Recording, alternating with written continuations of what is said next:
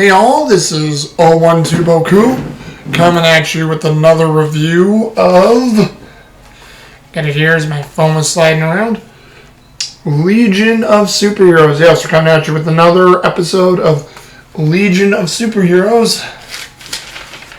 This time it is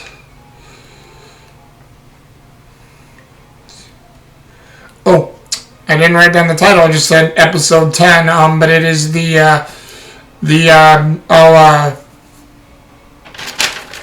it have I think it's want to say the substitutes. There we go. Sorry about that. The substitutes. Boy, I'm glad I remembered. I didn't even write the episode down, but the substitutes. And for this one, it's like the whole episode's premise is they're looking for new members to join the Legion. They're not having great success. Like, one of them is Chlorophyll Kid. There's his plants on the ground. The plant grows into a monster, eats part of the Legion Council room. You have Stoneboy who turns to stone and just stands there. You have Infectious Lass that just gets the heroes sick. And you have Porcupine Pete who's gotten better at controlling his porcupine quills, but they don't really sink into Bouncing Boy, who acts as the robots that he's trying to hit, and they bounce off and hit all the other heroes. Plus, there's also Color Kid, who just can turn things into color, and that's pretty much it. And with them and a bunch of other heroes, they get chosen, and not a whole bunch of heroes get chosen, but there's a whole bunch of these, wild-eyed, bushy-tailed, bright-eyed, wannabe, superhero kids out there wanting to be chosen. And you have, I think it's Superman and or Brainiac 5 that come out and say that, hey, we're choosing, I think his name is either Starboy or Astro Boy, and they chose Matter Eater Lad.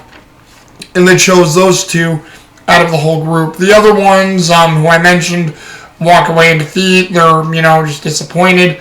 And then there's, Bouncing Boy, who gives them credit to say, hey, don't give up, keep trying. And, Porcupine Pete's like, well, hey, you failed 4 times, so what can it hurt, right? And Bouncing Boy's trying to hide the fact that he failed 4 times before being accepted, but, ego is as ego does. But the kids don't go up. They want to, show good deeds around town. You have Stoneboy, Infectious Lass, Porcupine Pete, Chlorophyll Kid, and Color Kid trying to do whatever they can to help out. And, it doesn't really work that way. Firefighters get launched up way too high into the sky with Chlorophyll Kid. Infectious Lass gets an old lady sick. Stoneboy tries to stop robbers, but other than turning to stone, he can't do much. Porcupine Pete saves someone from drowning, but his quills are all in her, so, there's all these just terrible hijinks. And as they're trying to think of good deeds to help the people, the the Legion of Superheroes get called to fight these monstrous creatures that are eating the ionosphere, which helps keep our sun, the sun's rays from destroying our planet, and that's a big danger in itself. So they go along with, like I said, Starboy and Matter Eater Lad, and they help out. Like, Matter Eater Lad, eats the creatures. Starboy can, phase them and stop them, and the rest of the Legion are helping fight it. Meanwhile, you have this one villain that these down on their luck heroes see, who is named Starfinger, who basically sounds like Fabio and like this. It is all prim and proper and thinks he's so sexy. No, too sexy. I'm Starfinger. I'm not kidding. That's how he sounds in this episode. And Starfinger, this apparent third-rate villain, has all these fingers and gloves on, well, basically gloves on his hand, which each finger does some sort of superpower. One finger, which he didn't understand could do, created these furry creatures that help him rob and do things, and they can be used as weapons. They're pretty much harmless and pretty stupid, but at the same time, he says, like, as they're helping him steal things, he's like, these cute little furry things, they're so good at stealing my things, except, the one problem with them is they just seem to float away. Oh well, I can't help it.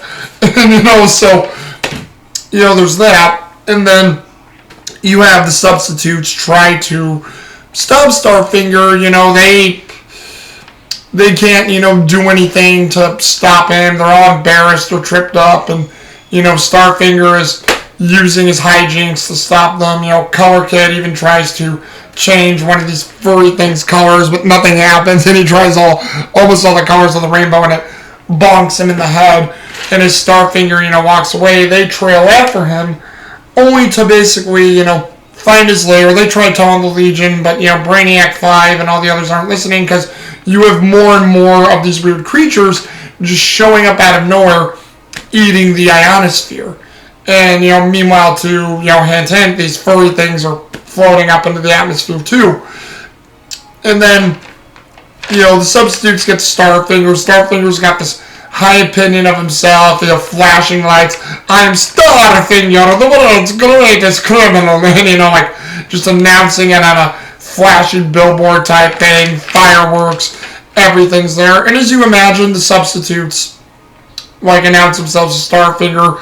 They try fighting him again. They're getting all roughed up and all these things. They're actually having a little bit of momentum. They use Stoneboy to trip him up.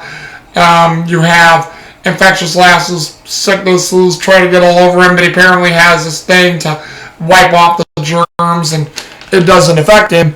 And, but she's trying to do what she can. Porcupine Pete's quills get all over him at one point, but he keeps trying to get off them. And, Corfo Kid's trying to use his plants, but they keep eating and destroying a whole lot.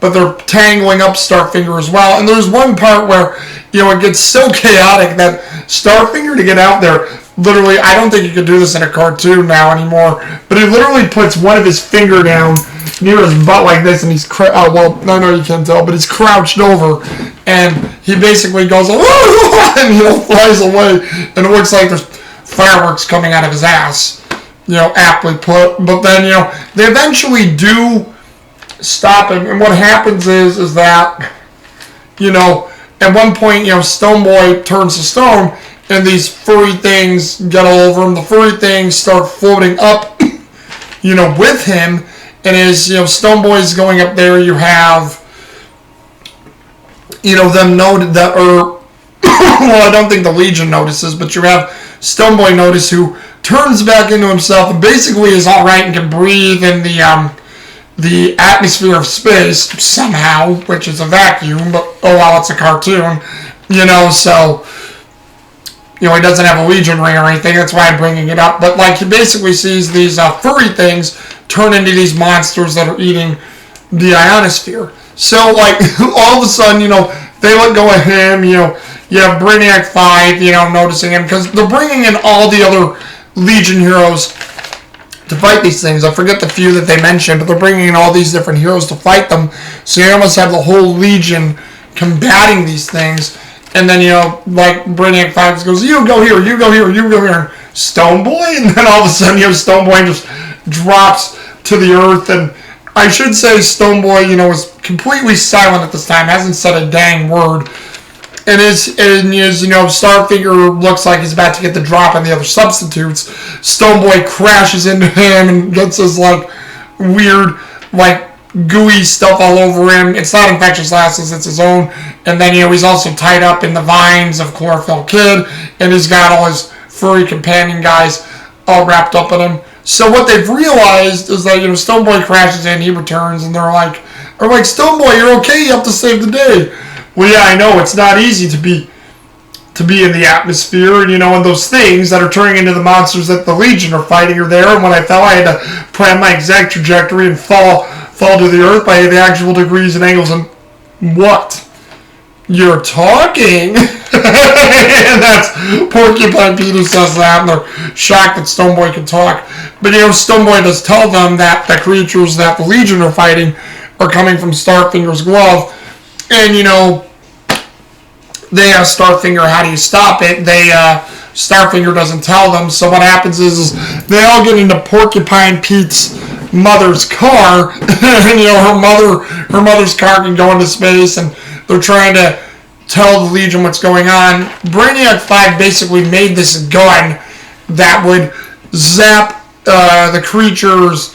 I think the gases they were sucking up from the ionosphere to gas them to basically incinerate them, but they could also, I think Brainiac 5 says they could incinerate, the whole first half of the Western Hemisphere, and he thinks this is the only choice they have. But you have Porcupine Pete, Corful Kid, Infectious Lass, Color Boy, and Stoneboy all trying to tell him that, no, this thing's coming from Starfinger's gloves, you gotta listen to us, just take his glove and see what you can do.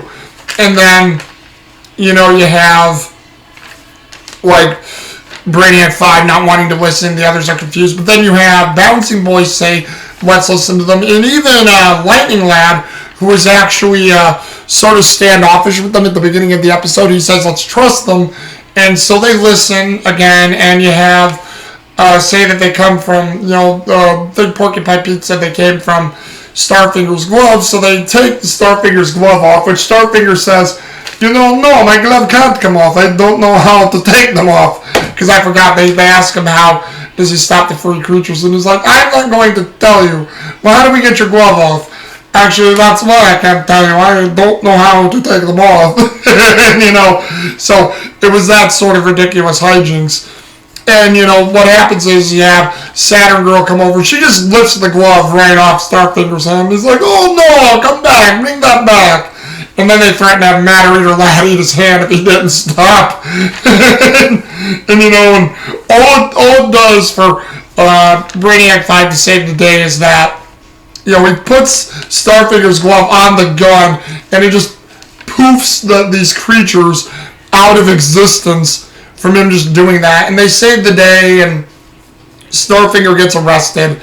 And Brainiac 5's like, we underestimated the power of Starfinger. Of course you did! As he's being run away by the cops. And then, they offer Infectious Lass, Stoneboy, Corful Kid, Porcupine Pete, and Color Boy all parts of being in the Legion. And they say, no, they're going to stay their own things as the substitutes. They will offer help to the Legion whenever they need it. And Porcupine Pete's all happy and nothing can ruin the moment for him. And then his mom calls him over, embarrassing him, saying it's time to go home, it's 5 o'clock. And, that was the episode. Pretty much overall, it stands to reason. It was another fun episode. It was a good one. And it was just so full of fun and great characters. This one, I'd have to give it to, let's see, Carrie Walgreen, who played Saturn Girl, Infectious Lass, but it's definitely within Infectious Lass in this one. I gotta give it to Michael Cornacchia as well, who did Bouncing Boy, who told these guys to always have hope. Oh yeah, Yuri Lowenthal, who was Superman and Stoneboy. Again, his performance as Stoneboy when he finally started talking stole the show. Alex Polinsky, Corful Kid, Matter Eater Lad, great performances from him. James Arnold Taylor, who is my second top favorite in this, who did Porcupine Pete and Color Kid. Just great optimism. Porcupine Pete is really the one who leads the band, and James Arnold Taylor played it with absolute greatness and just the embarrassment of everything. And then I have to give it to the wonderful, over-the-top Taylor Negron, who played Starfinger, who just gave it the Fabio-esque performance. He was my number one in this one, because Starfinger was absolutely so hilarious in this movie. I don't know if he's a real villain or whatnot, but, just so hilarious in this episode. And Taylor Negron did a great performance. But again, have you guys seen this episode? Have you ever seen this show? What do you think? Just leave a comment down below and we'll get this discussion going. Until then, this is 012 Boku coming at you with another review, and I'll see you guys again later.